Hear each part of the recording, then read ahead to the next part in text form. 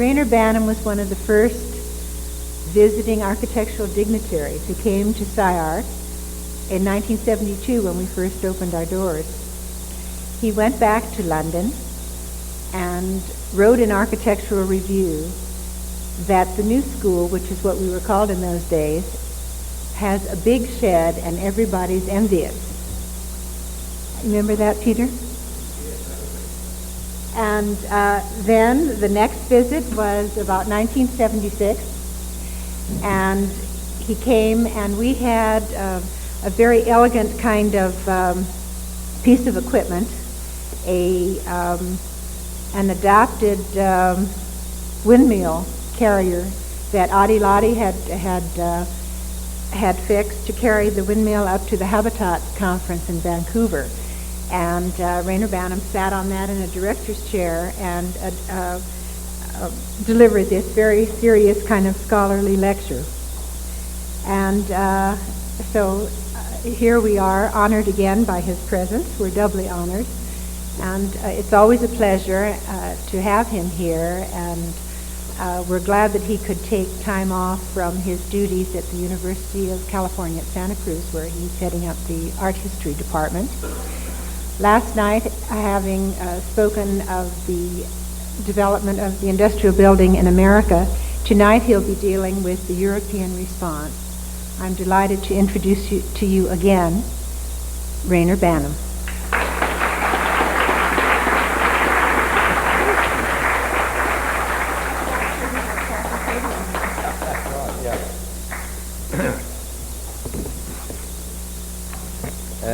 Good evening again.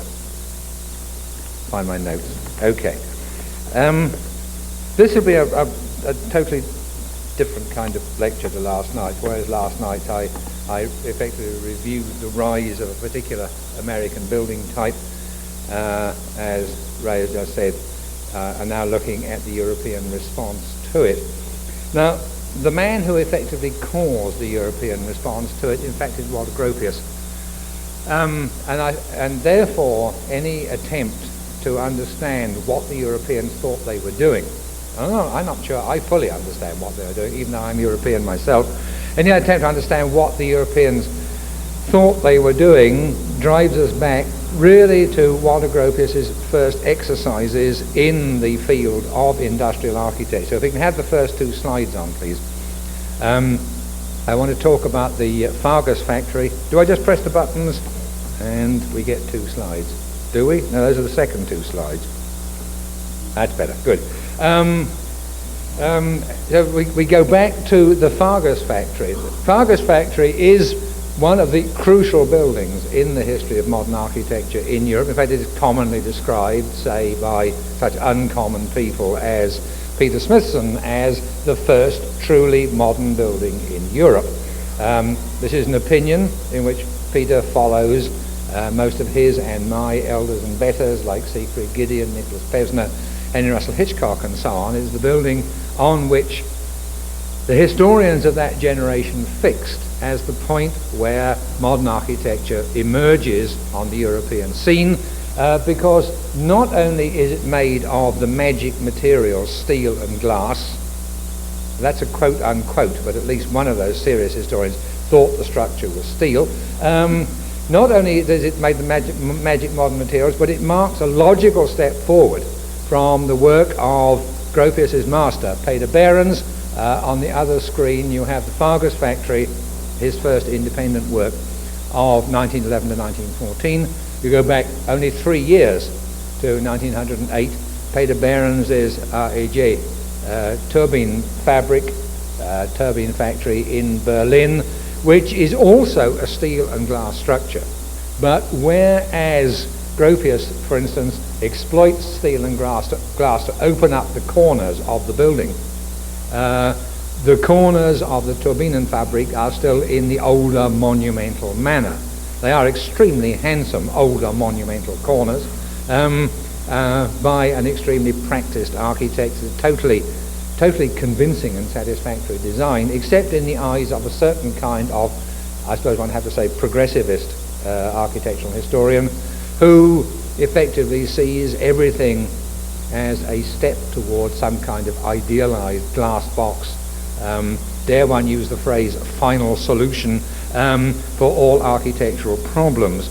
Now, the worst of this is that much of the work of those historians was based, as was Gropius's view and Le Corbusier's view of American industrial architecture, on photographic evidence only. It's not difficult to demonstrate that neither Pevsner nor Gideon actually ever saw Gropius's Fagus Factory, because if they had, they would have known it's one of the most yellow buildings in the world. This is the standard tourist postcard, which is pressed on your vast expense when you go to visit the building. And it is absolutely true. The impression as you come round this little narrow entrance is of a wall, not of glass, but of yellow masonry standing up, or yellow brickwork standing up in front of you. This also, as you realise, this is simply a coloured version of the slide that was previously on the left, but this also is the dominant, the view you always get in all the books about the Fagus Factory. You do not see the rest of the design. And here, there's just a plan to be going on with. Now, there are, when you get into the facts of the case, unbelievable complications about the design of the Fagus Factory. The plan is not Walter Gropius's. The client had already commissioned a design from a local Hanover architect named Werner, and the plan was to be stuck to through thick and thin. The plan you see here is only a Gropius enlargement of the original Eduard Werner plan, and in the client's instructions to Gropius it is made perfectly clear that the plan is not to be messed with. The plan is perfectly satisfactory. So what is Gropius doing on this deal? Well, we get to that in a moment. Let's stay with the building itself. See, that's the bit you always see. The bit you see up here, the bit you saw on the yellow postcard and everything, the famous glass corner of this building, which is in fact a brick pier construction. It has concrete floor slabs, it has brick uprights recessed between the windows, as you can see there, and it is only the actual window structure which is produced slightly in front, projected slightly in front of the brick piers, only the actual window structure, which is steel framed. The building is of relatively conventional construction for the period in Germany. So you always see just that bit which you see there, just those glass angles like that. In fact, there is, and the glass angles you're seeing up there is, let me have this focused a bit funny. The staircase corner is there, and that's great. And on go shot now, back up a bit, lads. And then that is that corner there. The chimney is actually on the other side of the boiler house. Good. Okay. But say those are the bits you always see. All this stuff out here, you can dimly discern in the back of the slide there, or you can see it on that slide there. And there is practically no trace of Gropius at all in the design of that part. That is almost exclusively Werner, with some very slight alterations by Gropius. But that survives. The warehouse, in fact, all that Gropius did was to double the depth of the warehouse, like that. But otherwise, the design is exactly, with very, very minor details, exactly as it appears in the original building permit application drawings done by Werner. So what the heck is Gropius doing in all this? And what Gropius is doing is something which will strike many people as extremely odd indeed. Gropius, in fact, did a skin job on this building. Gropius did a despicable piece of Detroit styling on the building, is what it comes to. But the reasons why and what he learned in the process are extremely interesting and probably absolutely crucial to the rise of that old modern architecture, or the international style as we now know it. How Gropius came to be on board at all was that at that period he simply wrote, whenever he saw in one of the magazines that a building contract was about to be let, he wrote to the proprietor and said, "Hey, do you need an architect?" And in this case, he wrote to Carl Benscheidt, a worthy manufacturer of ancillary equipment for making shoes in Alfeld, Benscheidt had been an employee of a previous company, had finished up as manager of it and partner, in fact, decided to go out on his own and have a whole new plant and everything. And Benscheidt had actually, as I say, had gone to Werner, and from Werner had commissioned effectively the plan you see here. And then this letter appeared from Gropius. But in the meantime, Werner had been to Beverly, Massachusetts. Benscheidt had been to Beverly, Massachusetts, to the United Shoe Machinery Company, whose factory some of you saw last night, to get the latest mass production machinery for what he wanted to do.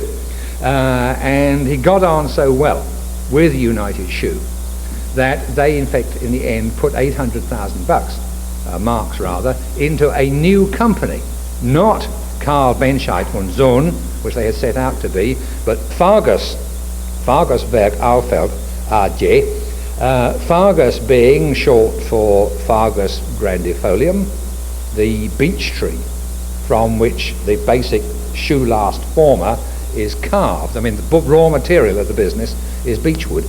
And this was an entirely new company invented with mostly American capital, and it's somehow between the original idea and going to Werner and acquiring the American capital that Gropius becomes part of the argument as far as this building is concerned. When Benscheidt got back from the States, he found Gropius's letter waiting for him. This was Christmas 1910. And interesting thing is that while he insisted on the appropriateness and the inability to change anything in the Werner plan, and in the letters it's quite clear. See what you can do with these plans, or in another case, you're responsible only for the architectonic and aesthetic or artistic parts of the design. In fact, the dreaded word Geschmacksvoll appears at one point, tasteful, that is, give the building a more tasteful appearance.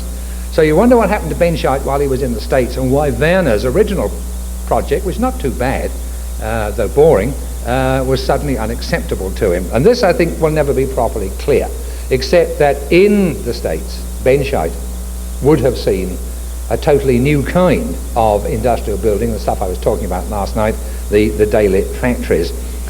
And it is just possible that either he or possibly, I suppose, United Shoe, who were one of those great buccaneering American companies, who they wanted to get into Europe because they destroyed all their competition in the United States by fair means and foul and marrying the boss's daughter and things like that, and are now preparing to lay Europe waste as well. But they're a keen, hot, get-on-with-it kind of company of the classic great American buccaneering trust type, and they probably wanted to present a real slick, smart image and really show the European, terror tactics, Attila, here comes Attila the shoe manufacturing company sort of approach. I think that's possible, but it does not appear from the published correspondence between Benscheidt and Gropius exactly what his motives were. It remains a matter of speculation, but something like this was probably what was in the minds of the two of them. So in looking at this building, you are looking at a building which was largely American capitalized, was described by Gropius in a note somewhere as an American shoe last factory, almost before he started work on the design, in a lecture he gave, to which I shall refer in a minute or two. And we may therefore, I think, properly look at it. Do we see any American influence? And the more you look at it, the more American influence seems to sort of fade away. You really can't see it in the design at all. Here in fact is the Werner plan and the Werner elevations on the right. Not very exciting stuff for the period, but perfectly okay to do the job they had to do. Here's the Gropius plan, which is almost identical. Where are we? No, we're not backing up on that side. Anyway, that's the as-built Gropius plan, which is simply the Werner plan with a piece sliced off it, and that's all. But what does come out is that various parts of the building do reveal that this is not, in fact, the great piece of brilliant, off the top of the head modernism that is often supposed. Quite the most technically advanced part of the building, for instance, is the boiler house, which you see on the right. And that is what the weather was like last summer when I was there photographing it. Fortunately, the black and whites are better than the slides. The most technically advanced, which is the boiler house on the back, and it is quite an avant-garde-ish piece of building. In fact, it has a mushroom column construction. It's had very skinny mushroom columns indeed, but it has a glass corner, glass doors, a detailing which almost anticipates Mies van der Rohe in places. But some of the detailing emphatically does not. Let's see if we can get this right finally. Good. That's the end of the handrails. There are your famous ship's handrails, you know, and they wind up at the ends in these marvellous Art Nouveau or late Victorian curlicues like that. And it's interesting, people sort of brought up under the Gropian dominance of American design education, even if they have turned against Gropius for this reason or that, nevertheless are upset when they see those, because even Gropius the enemy is not supposed to do that kind of thing. You know, it's extraordinary. I mean, God help us when Tom Wolfe gets hold of these pictures. But the other thing is the famous flying stair in the corner here. You know, I mean, this is a piece of, I think, almost pure aesthetic wilderness on Gropius's part, and quite a gesture for any young architect at that time. A brilliant piece of design, beautifully carried out. I mean, the official story is that he persuaded Benscheidt it was cheaper to omit the corner here. Now, they must have both had their tongues so deep into their cheeks they could hardly hear one another speak. There's no way, there's no way that is a cheap solution to that corner, but it is the corner of the building which is visible from the street. If you're going to make an expensive gesture, actually highest percentage return on the gesture will be doing it on that corner, and it is absolutely marvellous. I mean, on the whole, all this is a bit boring, top parts not included. This almost takes you back to Behrens and the heavy corners of the linen fabric. The door case, which is the door itself, that you can't see here, is in a sort of late Art Nouveau or early Art Deco pattern with enormous inch rivet heads in regular patterns on it and stuff like that. And you begin to wonder slightly what you're getting into. And when you actually get up inside the staircase, you do see, no, that can't be right. Can you back up? The reverse on this side isn't working for some reason, but can you go back to the slide of the exterior? Great, thank you. Whoops, no. Right, hold it there. Good. But if you then, let's say if you get inside the staircase, this is the sort of traditional view which is taken looking down. This is from Hugo Weber's book on the history of the building. You can see just how skinny that wall is. That's only steel plate with light ribs on the back, and very, very skinny glazing, and this handrail for the staircase zooming down, and what you can't tell in the black and white is that that's a brass handrail, not a stainless steel one or whatever. But what they will never show you, not even Hugo Weber, witness of truth as he is, the man who researched all the real dirt behind the building, even he will not show you what you see when you go in through the entrance door.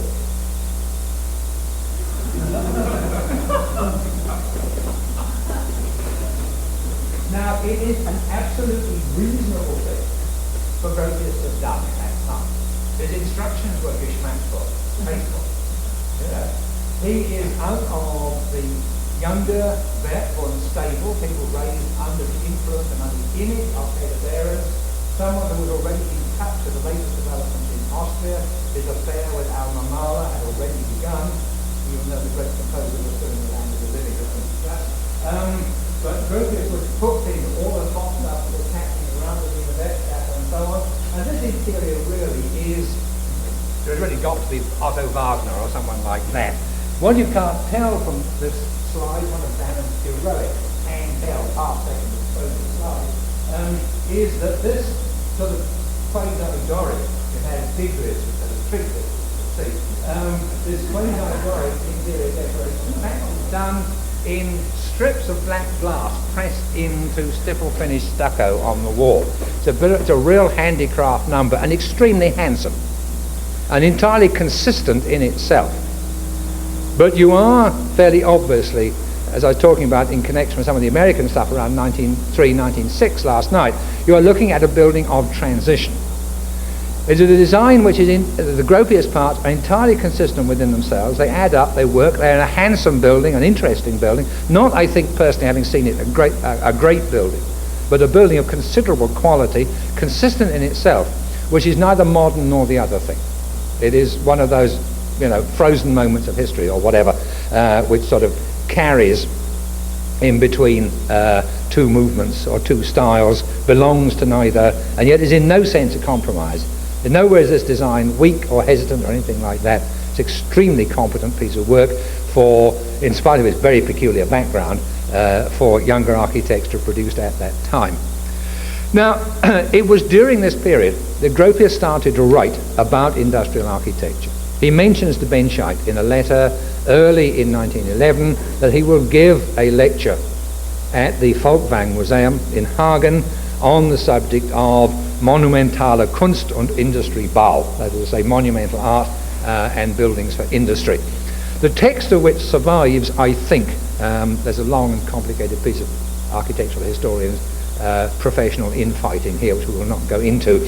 I think the text I have worked from is an accurate one, but it may be corrupt, but it'll take a long time to find out. It makes pretty good sense. The text is another piece of young man showing off. The building, as you can see, like many a young architect's building, is over-detailed, I mean, where anybody else would have used the obvious solution, Gropius had reinvented the wheel on every occasion. And it's really, just simple things like guttering details are unbelievable ingenuity, quite unnecessarily so in many cases. The text of Gropius's lecture has something of the same quality. He starts off by beating his audience over the head with the great names of Riegel and Worringer, the two dominant figures in German aesthetic philosophy at the time. He says that he will be so bold as to take certain basic presuppositions from their most recent work in architectural history to lay the foundations for certain things we'll come to later on.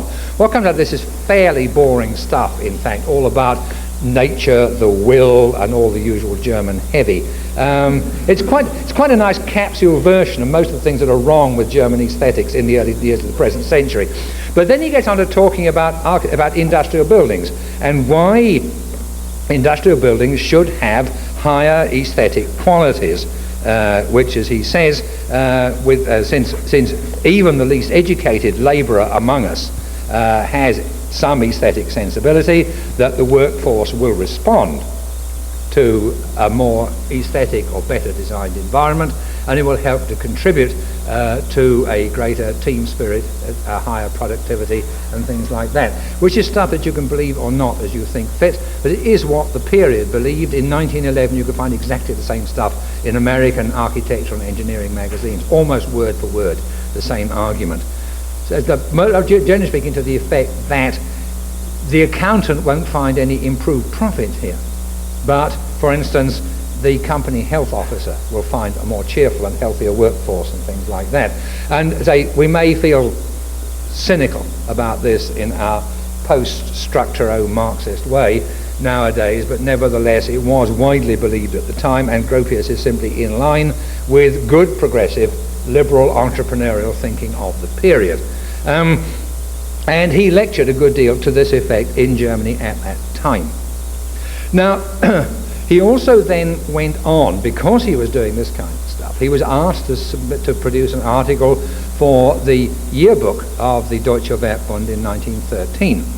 And he did indeed produce such an article, whose consequences for the subsequent history of modern architecture, I think, have still not been fully reviewed or analysed or whatever. The article, to some extent, as it appeared, was a repeat of what he had already said. Phrases like palaces of the workers and so on resurface in very much the same way as they had appeared the first time round, though parts of the argument are in fact carried off in a neater, tighter, better written way. But towards the end of the article, he begins to talk about those German companies and those German architects who had heeded this standard bien pensant, or whatever the phrase is, liberal advice, and had in fact improved both their profits and their public image by better design, which helped to carry improved standards of taste out into the mass market and so on and so forth. And he finishes up with an encomium to people like, for instance, Peter Behrens, whose work makes this tremendous monumental impact because it derives from the absolute basic principles of architecture, etc., etc., etc. And it's a perfectly good, straightforward, as it were, dutiful Deutsche Werkbund article. He was commissioned to write a certain kind of article, and he produced exactly the kind of article that the management would expect him to produce, or his superiors in the organization would expect him to produce at that time. And then he added a paragraph, and this is the paragraph which turns things round. Compared to the rest of Europe, Germany seems to have taken a considerable stride forward in the field of artistic factory building. But America, the motherland of industry, Mutterland der Industrie, no nonsense, he means what he says, the motherland of industry, possesses some majestic original constructions which far outstrip anything of a similar kind achieved even in Germany. The compelling monumentality of the Canadian and South American grain elevators, the coaling bunkers built for the leading railway companies, and the newest work halls for the great North American industrial trusts, see if I can read this in this peculiar lighting, can almost bear comparison with the work of the ancient Egyptians in their, in their overwhelming monumental power. Their unique individuality is so unmistakable that the meaning of the structure becomes abundantly clear to the passer-by. But the impact of these buildings does not depend on sheer material size alone. That is certainly not where to look for an explanation of their monumental originality. It seems to lie rather in the fact that American builders have retained a natural feeling for large, compact forms, fresh and intact. Our own architects might take this as a valuable hint and refuse to pay any more attention to those fits of historicist nostalgia and other intellectual fancies under which European creativity still labours and which frustrate our true artistic naivete. Any resemblance to the rhetoric being uttered at the present time is of course purely coincidental. How do you like the historicist nostalgia bit for a start, and the intellectual fancies and all that kind of thing, plus ça change, etc., to relapse into the architectural vernacular. However, there's some hot and loaded rhetoric. I mean, the language of this is extraordinary. The comparison to the ancient Egyptians, well, everybody knows he got that from Boehringer. Boehringer famously compared American and ancient Egyptian architecture to the detriment of both, I might add, pointing out that neither the Americans nor the ancient Egyptians were impressed by anything except sheer size, and in any case, both are rotten, nasty countries hurriedly put together and inhabited entirely by foreigners. That ultimate metaphysic of form, he says, or what you take to be an ultimate metaphysical form, referring to American grain elevators specifically, is merely that Americanism which you otherwise so much despised. You know, Gropius, I mean, Boehringer didn't say that until 14 years later in the English edition of his Egyptian Art, which came out in 28, you know. But there's enough in Boehringer for Gropius to put together a very interesting set of ideas. The comparison between the abstract modern and the abstract ancient, because Egyptians have always been trotted out by Boehringer and Riegel and Alois Hirt and people like that as being the most abstract of the ancient peoples. There's that. But this strange business in which American engineers are made to appear some kind of noble savages who had retained, you know, their sense of compact, large compact forms, fresh and intact, and had not had their, that marvellous phrase, artistic naivete impaired by historicist nostalgia and stuff like that. It's not because it wasn't new. Adolf Loos, Marinetti and others were setting up either American engineers or engineers generally as some kind of noble savages from outside the world of architecture who could architect architects clear off the face of the earth. I mean, that was fairly common ploy. But Gropius gathers it all together into one single concentrated lump of argument and produces the pictures to prove it. And nothing is proved to an architect until he has seen a picture of it, right? you know, the rhetoric was weak, but the drawings were terrific, etc., etc. But it's all very curiously arranged. I mean, not only does that last paragraph of Gropius's article read like a clip-on, but the illustrations to the article appear before the article and without explanation. So that people who had finished the very important introduction to the volume. You could tell it was important because it was printed in Gothic script, which is a sure sign of intellectual importance in any German document at the time. It's all printed, totally unreadable, all printed in Fraktur, where there's things that look like they say 13, but really a double S, and all the other stuff which Fraktur suffers from. You waded through all this, and you've been thoroughly uplifted and beaten over the head with high-level German philosophy, and then suddenly, without explanation, zap, pow, I think is the only English way of explaining the impact they made on people. I mean, here were these absolutely extraordinary buildings. As they come, the article follows after all this. The way the issue is put together is very strange. Suddenly, here's all their stuff, because these are all familiar material. 3 of these 4 reappeared in Le Corbusier, and in fact, to go on rattling about the subconscious and the superego and everywhere else of modern architecture for, almost literally ever since. Grain elevators in Canada on the left, Buffalo, New York on the top at the right, Buenos Aires down below, a picture which is to have a long and battered history in the polemics of modern architecture. South America, these 2, Buffalo, New York above, Baltimore and somewhere else down below. Captioning is weird, and captions unfortunately have been trimmed off on these slides. All you get usually is the name of the company and the name of the city where the building is. And no explanation, no reason. I mean, if you've just come to the stuff fresh at the beginning of the magazine, you have no idea what the heck was going on. He said that obviously they were industrial buildings, and the Werkbund was concerned with industrial matters. But they say you just hit them cold like this. Then after you've gone through 4 pages of grain elevators, you then get into factory buildings. Continental Motors in Detroit, left. What's that? That's American Printing, and Cincinnati at the top right. The Ford plant at Highland Park. I mean, I'm giving you the actual page formats as they appeared, so that Continental Motors gets a whole page to itself, for reasons that are not altogether clear to me, except that the glazing is rather nice, as you can see. Ford Highland Park plant, probably the most historically consequential building in the set, down below. And then on the last page, the Ailing and Corrie warehouse building in Cincinnati above, and Roth Packing Company down below. Out of the factory buildings we've just seen, all but one concrete framed. Continental Motors was a rather weird hybrid structure, just largely steel construction inside. The others are all concrete frame, and this is the point at which last night's lecture obviously intersects with tonight's. In fact, I showed you last night the other Ailing and Corrie warehouse, the one in Buffalo, which is not quite a twin of what you see on the upper left there, but remarkably close to it, and presumably from the same design team, although how much, in fact, the Reed Path office worked outside Buffalo at that time is not very clear. But that is the body of work which Gropius produced. Now, we know he'd been working on this for some time. Various funny stories go around about where the pictures came from. At one time it was believed, for instance, that Benscheidt had brought back a package of photographs given to him either by United Shoe or possibly by Atlas Portland Cement, saying, show your architect what a modern factory is supposed to look like. But some of the buildings, like say Continental Motors, are as late as 1912. Gropius could not possibly, I said that Benscheidt couldn't possibly have had photographs of those to bring back at Christmas 1910.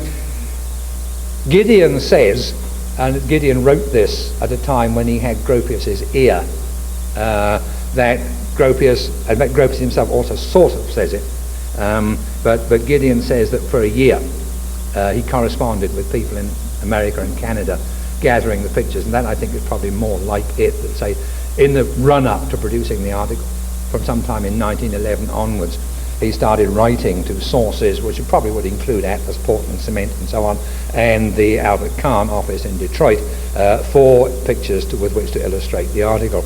And that would then give you about the right time spread for the buildings which do appear, which are all between 1909 and 1912.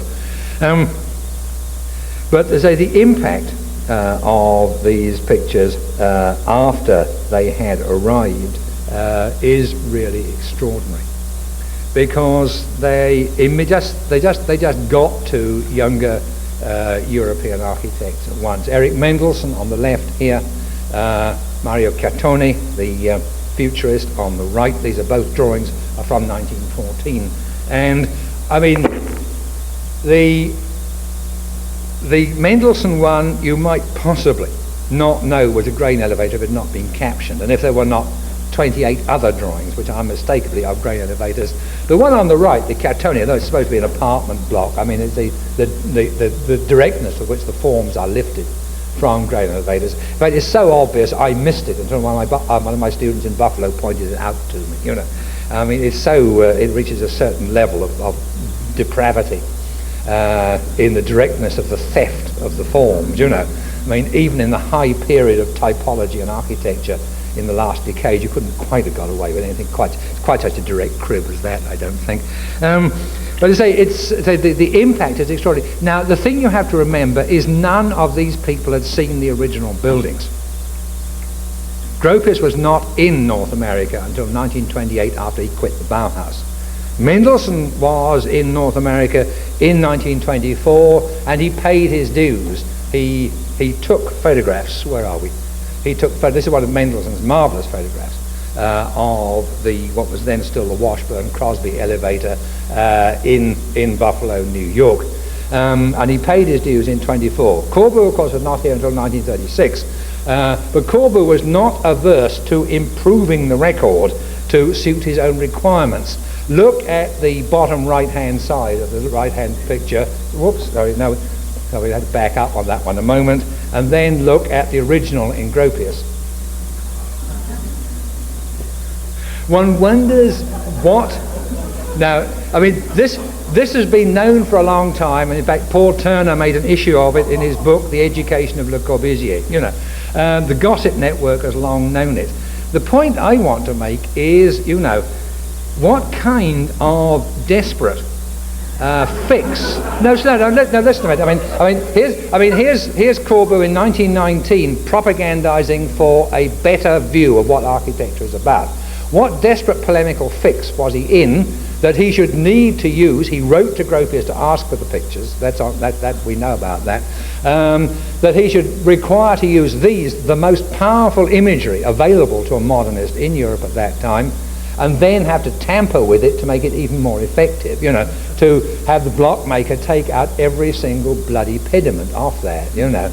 And it's not the only case where it occurs either, because top there on the left, Gropius, that's government number 1 elevator in Montreal, and the dome of the Marché Bon Secours in the background. Sorry, can we back up on this side again? Sorry, I got the things crossed over.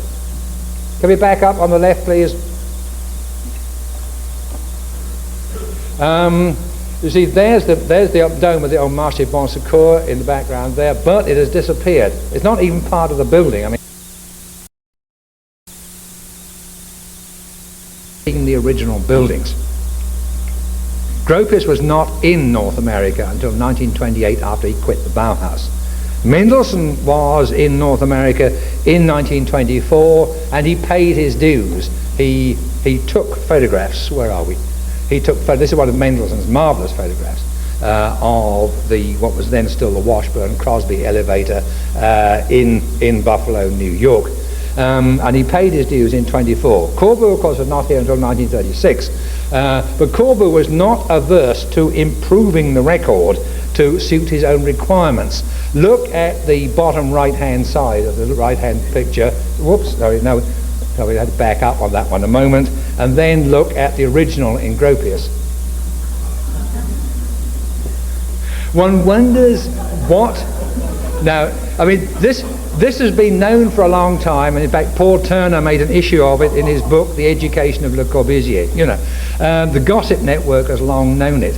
The point I want to make is, you know, what kind of desperate fix. No, listen a minute. Here's Corbu in 1919 propagandizing for a better view of what architecture is about. What desperate polemical fix was he in that he should need to use? He wrote to Gropius to ask for the pictures. That we know about that.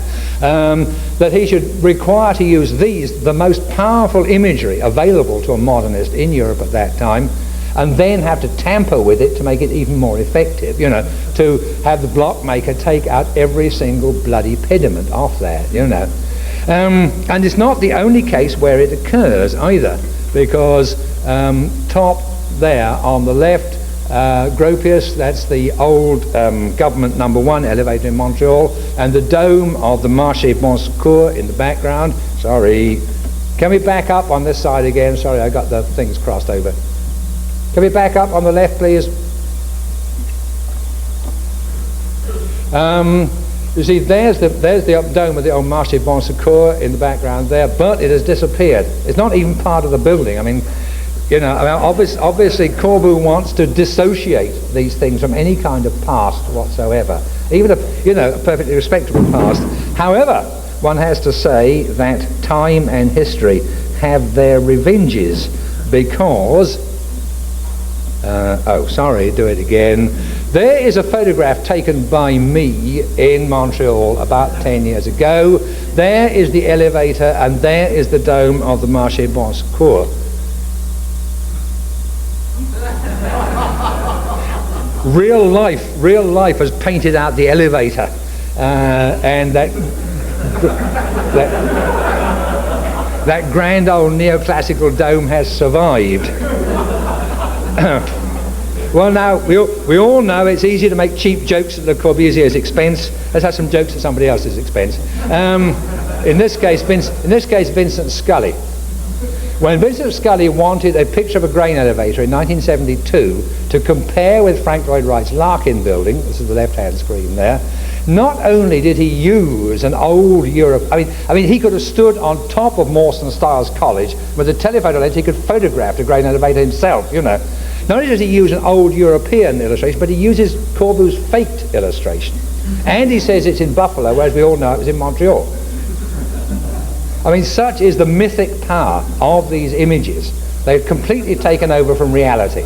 They have become talismanic images of the modern movement. And as I say, it's all right. Gropius and Corbu had not actually seen them in the real. Scully, I trust. He is an American citizen, and he's lived here for quite a long time. Scully must have actually seen grain elevators from time to time. I know there aren't many in Pueblo country, but they're not difficult to find around Yale. It's extraordinary business. They're just the power these images acquired in architectural culture. And I say, it's easy to do cheapo numbers to knock off the old international style with this, because it's always been true of architecture. Pictures, true or false, have always had tremendous power in what is now fashionably referred to as the professional discourse of the architectural subculture, or what people talk about in bars. And, credit or discredit where credit is due or not due, they have had enormous power. Though when it came to the crunch, when the European modernists built their European modern buildings, they very, very rarely directly imitated American industrial structures, in spite of what Venturi and Scott Brown say somewhere in the back parts of Learning from Las Vegas. They talk about Corbu literally copying from American factories. On the visual evidence and knowing the buildings, it ain't true. There is only one direct copy of an American factory in Europe, and it is copied in intentions at least from the Ford Highland Park plant, which has turned up twice in these last 2 evenings, the great production plant by Albert Kahn. Now, what you see here is the remains of what the Ford company still refers to as the old shop. Only a bit of the old shop is left, what you see there on the left, which is the great building by Albert Kahn, which was illustrated by Gropius in 1913, and was probably for all kinds of reasons, including particularly its association with the Model T, probably the best known industrial building in North America in the eyes of most Europeans. By 1914 or 15, it already proved totally inadequate for Ford's needs, and they started to build what is still referred to as the new shop, which you can see on the screen on the right, which has gone up several stories higher, and above all has these enormous clear multi-story aisles running through it, in which gantry cranes operate and can load and offload onto the work floors on either side. Even that didn't do the trick, and within another 4 years, or less than another 4 years, Ford had gone off to River Rouge and put everything in single-story sheds, and more or less giving up bothering with architecture at all. But somewhere in the middle of this process, Giovanni Agnelli the founder of the Fiat automobile company, decided that he would mass produce little Fiats, 1915, 1915 we're talking about, so he would mass produce little Fiats, and he would do it properly, and he would have a building like Henry Ford's Highland Park plant, which he had seen, and probably the designer of what they actually built in Turin, the famous Fiat factory at Lingotto, subject of that great competition exercise 2 years ago, or whenever it was, Jim Sterling and everybody else put in projects for what to do with this long abandoned building. Because, as the Ford experience may suggest, to build this between 1916 and 1926 was effectively to run 10 years behind the action. But it is quite clear, though it's not on paper anywhere, but it's the word in Turin, and still is the word in Turin, that he wanted something like Ford Highland Park. He was going to compete with Ford, he was going to compete on Ford's terms, and he wanted something like that. In fact, it is different. Highland Park, the old shop, is not split. You see the plan of Fiat Lingotto on the right there. In fact, it has these enormous light wells that come down through it. It is much fatter building from front to back than the old shop. And it has a number of other characteristics which in fact separate it from Ford. But the quality, remember last night's lecture, the quality of much of the design of this is unmistakably of American extraction. These interiors here could be in any number of buildings in Buffalo or Detroit. I know other abandoned industries in Buffalo or Detroit have interiors like that. The detailing of the exterior wall, even the glazing type, the actual industrial sash which is used there, you can duplicate all over North America, with the exception that the wall below the sill and between the columns is concrete, whereas in the States it would normally have been brick infill, or even at that lower part, at that date, stone infill. But it is an American building. It is what Agnelli wanted, and it really is uncanny to be in it. Someone who, like myself, has come to know and to respect the interiors of a great large amount of abandoned industrial real estate in the northeastern United States, to walk about inside Fiat was a really spooky experience. You know, every now and again you'd come across a political slogan or a pin-up which couldn't be American, you know, because it was unmistakably Italian, and you get this weird sort of double take. You'd suddenly be reminded where you were. It's a most extraordinary exercise. Even sort of details like chamfering the corners of the columns, the kind of thing that Lockwood Green would have done in their buildings in Boston and Buffalo before about 1917. One thing which is different, a little architectural detail that is different, which you won't find in the States, the transverse well, in fact, both the secondaries and the primaries of the beam system are pierced so that piping and ductwork, conduitry and stuff can be run through them. You wouldn't find that in American practice. That is the one thing which does have some Italian sources, I think, other concrete work. Now, the designer of this building is not an architect. He's the engineer, Giacomo Mattè-Trucco, referred to still in Turin as the Ingegnerone, you know, the ultimate, the engineer, you know, the big stuff, the heavy man, who clearly was an extraordinary character. He designed nothing else. I mean, one's automatic suspicion is that he didn't really design this. But there are, I mean, I've seen the drawings. There are no other names on any of those drawings except Agnelli and Mattè-Trucco. One can identify certain structural engineers. The concrete specialist Bonardi was in the Fiat organization at the time, but no other names are on the drawings except Agnelli as the proprietore and Mattè-Trucco as ingegnere. That's all that appears on the drawings. And nobody in Turin that I talked to, and I talked extensively to Maria Grazia d'Abraconte, who is kind of the official academic historian, has ever seen any other names and can find any other names. I have a strong suspicion of the sort that serious historians ought not to air in public because it can't be proved, that somebody went over from the States. Somebody probably from Ransom's or from Lockwood Green or from, obviously, the Kahn office in Detroit went over and worked on this. But there's no trace. And Grant Hildebrand says he can't remember anything in the Kahn papers that he's seen which would suggest that anyone from that office did go over.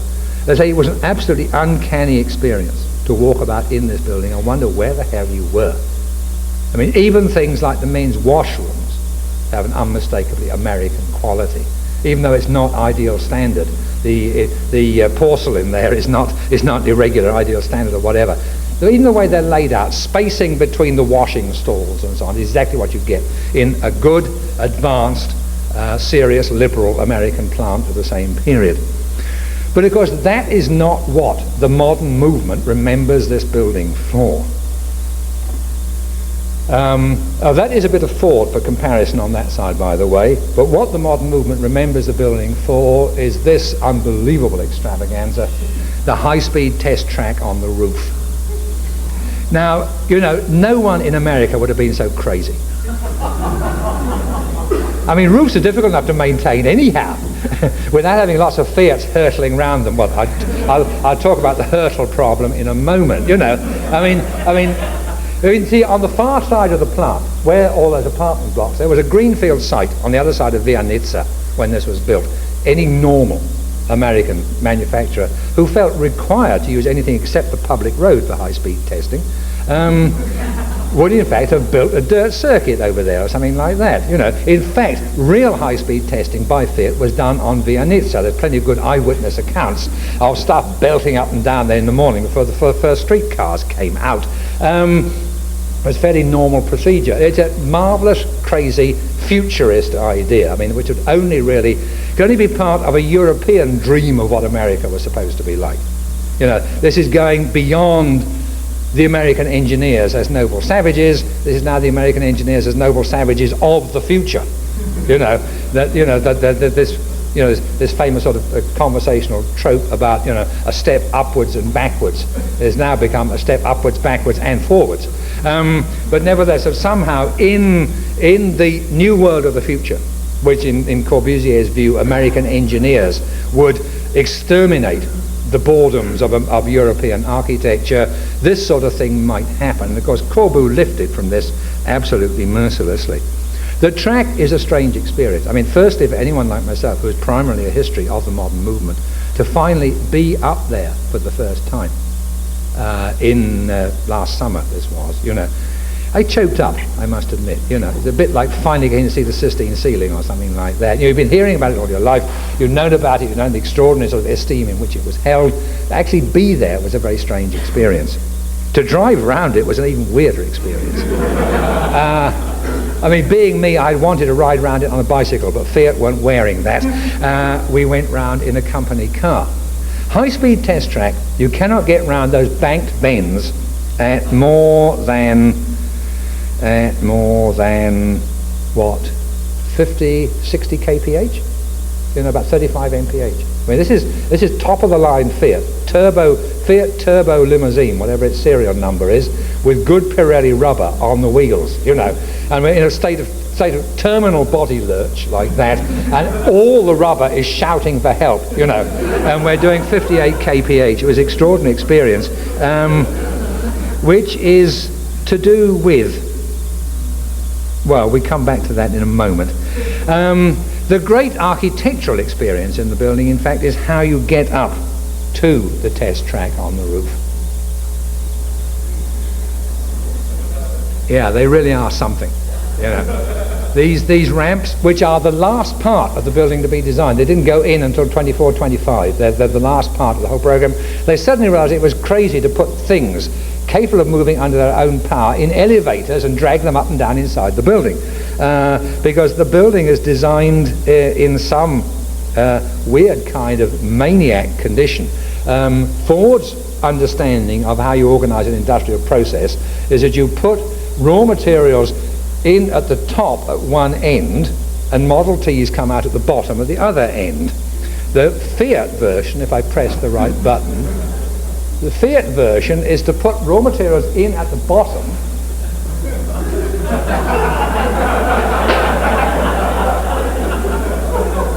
so that the finished product can emerge on the test track on the roof. Then you've got to get them down again, of course. But, you know, I mean, the logic of this defeats me. I mean, you begin to feel, you know, one thing which is clear is that the test track on the roof is not an afterthought. I mean, both an examination of the internal structure and consideration of the whole concept of the flow chart of production makes it quite clear that the thing was always going to operate in that way.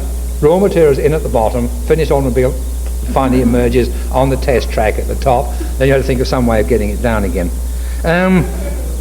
But, you know, I mean, it's crazy, but it has a certain kind of magnificence of its own.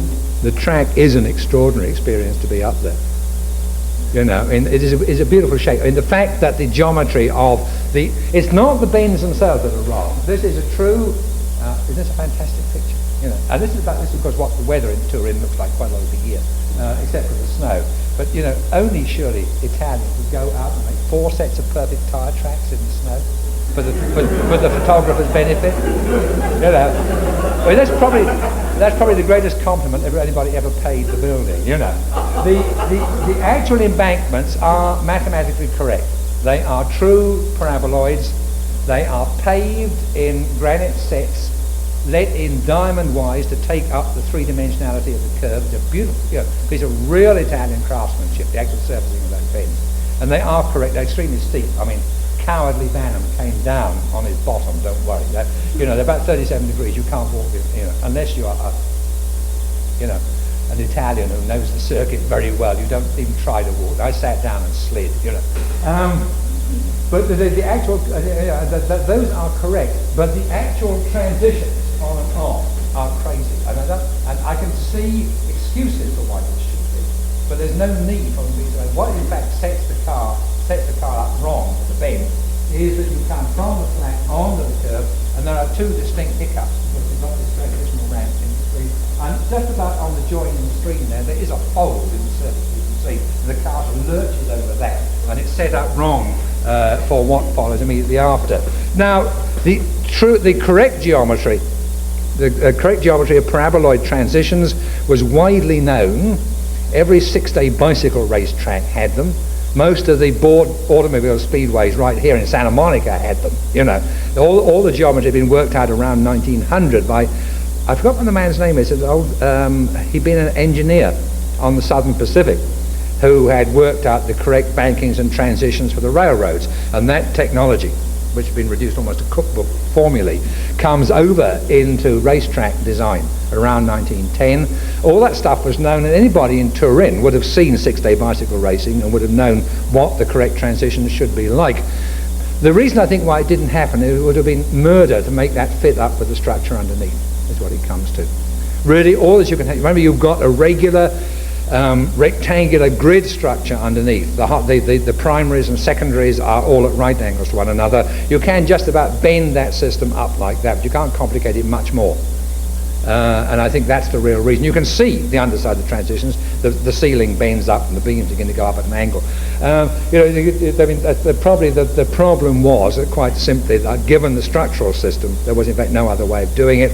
And I suppose too little was known at that stage about, even in Italy, about the dynamics of fast-moving automobiles on steeply banked curves to realize what a potential disaster area these bad transitions were.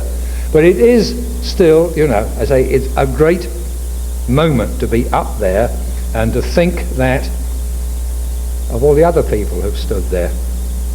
Because not just Corbusier, every modernist in the business, including Mussolini, Marinetti, Gabriele D'Annunzio, you name them, they're all photographed standing on that test track. But this is Corbusier, literally a Charlie come lately in this case. I think when Fiat gave him a little sports car, it did a little sports car in 1934, and so a lot of people had been there ahead of him. But it was the image to him was extremely important. The whole business of the expressway on the roof in the great Algiers plan, he himself compares his drawings and produces views of Fiat as a reason for doing that. Now, this is all about modernism. What else is going on here? I emphasized last night the sort of continuity of tradition, which in fact comes through even in American industrial architecture. And there is that strange business in the Europe of the period before 1920 or so, that simultaneous and contradictory desire to find somewhere out there, outside architecture if necessary, something which would be simultaneously modern, would be fresh, clean and modern, and yet would tap somehow the eternal verities of architecture or whatever. And the most extraordinary document about this that we have, and I think one of the great missing documents of the literature of modern architecture, is an article written by the Italian. You can put the lights up now and kill the lanterns. That's the last of the slides. One of the four Italian martyrs in the cause of modern architecture in the 1930s, Eduardo Persico, probably the most intelligent, certainly I personally think the best designer out of the whole bunch, the man who gave you the original Olivetti typewriters, the man who gave you the original famous Olivetti showrooms in Turin and places like that, famous Parker pen stores, some of the best interiors in the Triennale exhibitions before the war, all come from Persico. Persico begins to look like a more and more interesting and extraordinary figure. He can be identified fairly certainly as a member of Mussolini's first embassy to Soviet Russia in 1923. And it's quite likely that pictures of Fiat, which start to appear in Russian publications in 23 and 24, I think we can now begin to work out how they got there. In Ginsberg's book, which was republished, translated and published with the inevitable introduction by Kenneth Frampton a couple of years ago. In Ginsberg's book, all these illustrations of industry, or nearly all of them, are from Italy, which is very unusual at that time. But I think you can probably identify Persico as the courier by whose hand these pictures reached Russia. When he got back to Italy, he was fairly soon, in 24 or so, in trouble with the police. He was one of the very first Italian architects or design people to get into difficoltà politiche with Mussolini's thought police. He was in jail, probably in the same jail as Antonio Gramsci, one would like to think, for various reasons which will appear. In 25 or thereabouts. Shortly after that, he actually worked in the Fiat plant in some quite humble or menial role as far as we know. And in 1927, out of that experience, he wrote this extraordinary document, which I'll quote you fairly extensively, about the building as he saw it and what he thought it was about. Can you boost my light a bit now so I can read again? At the end of a suburban street, among the last industries and the first scaffoldings for the newest houses, the Fiat factory stands up in the logic of its own architecture, a construction of incomparably clean forms whose simplicity of aspect proclaims the principles of order. This plant seems to exist in itself like a moral concept, a model of the structure of the law, and in this aspect it has concentrated the labor of centuries, as if the strength of infinite generations had finally produced a norm of economy from which is born an impression of the beauty of the identity of a thing with its function. A work of intelligence has found the link between grace and necessity by pure deduction. This accomplished grandeur is like an image of man and his concerns. In its simple appearance, where combinations of curves and straight lines have fashioned a moment of eternity, there is manifest a human quest that has resolved its uncertainties in obedience to the law. As with the style of the cathedrals, the factory has concluded its search for the divine at a precise moment in history. And more stuff like that. And he talks about the test track. Atop the building, the test track is like a king's crown. And just as a crown symbolizes some essential and dominating idea, so here the car and its speed are celebrated in a form that presides over the work of the factory below, not only in terms of the reasons of utility, but also following a secret standard that governs the ends of things.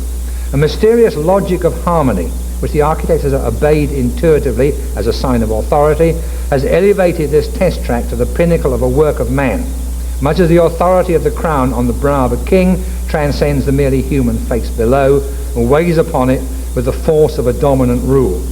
In its own structure, the track is a concrete image of speed. It expresses the idea of the car in a clear concept.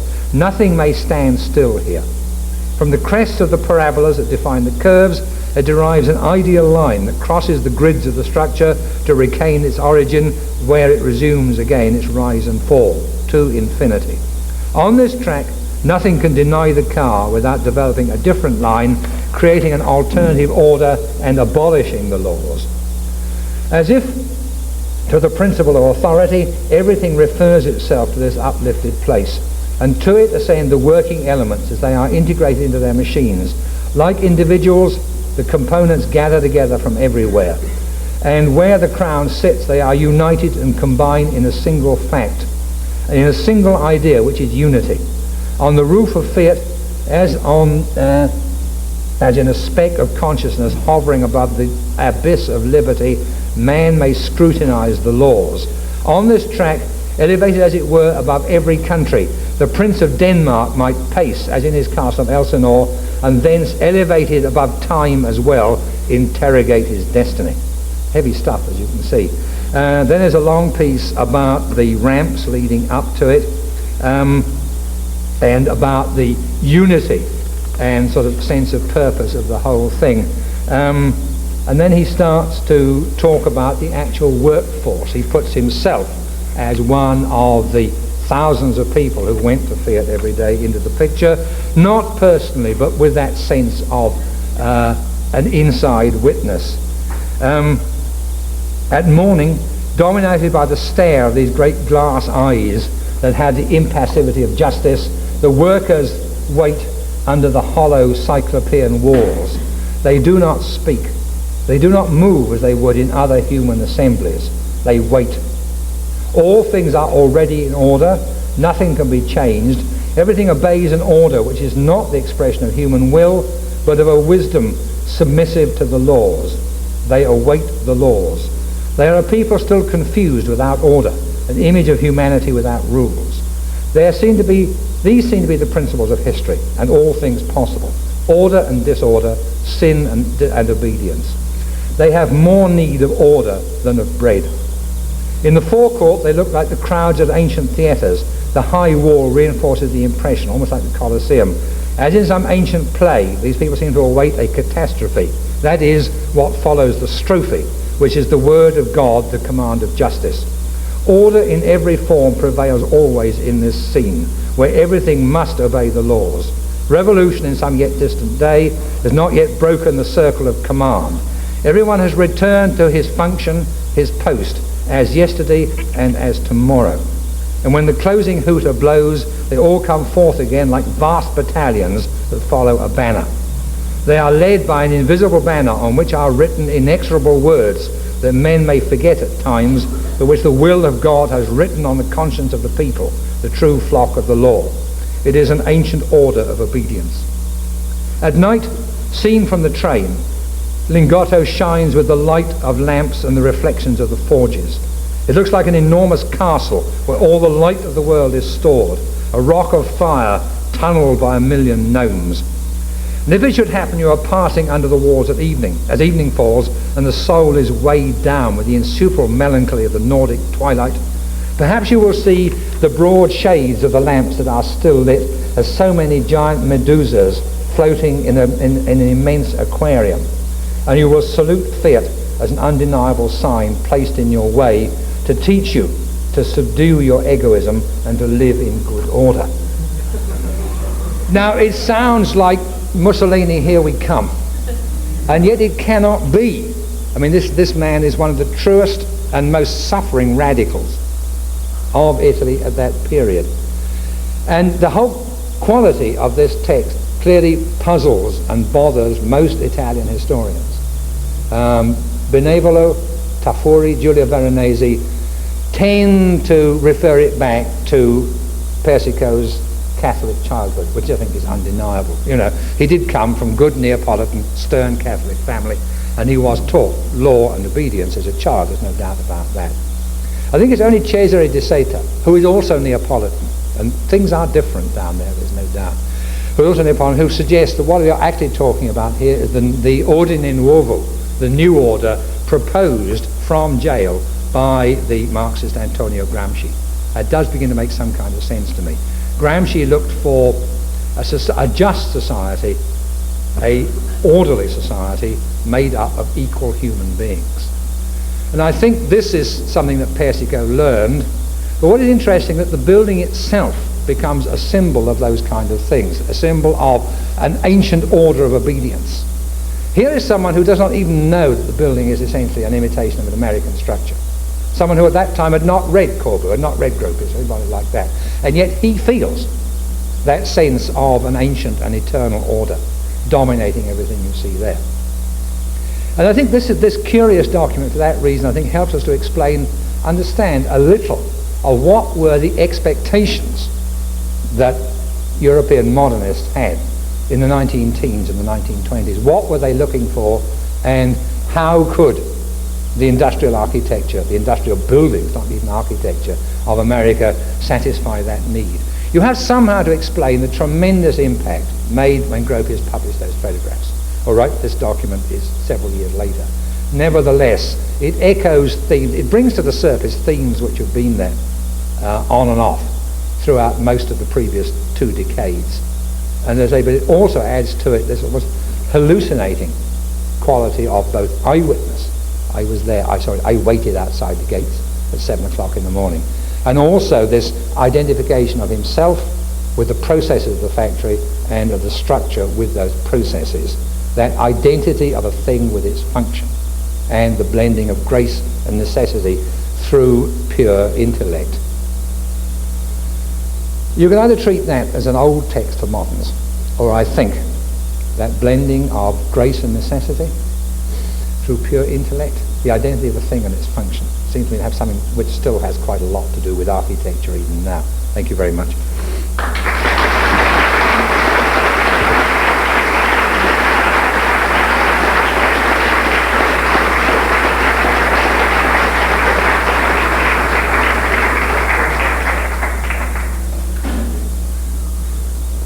Do we want to do questions or anything?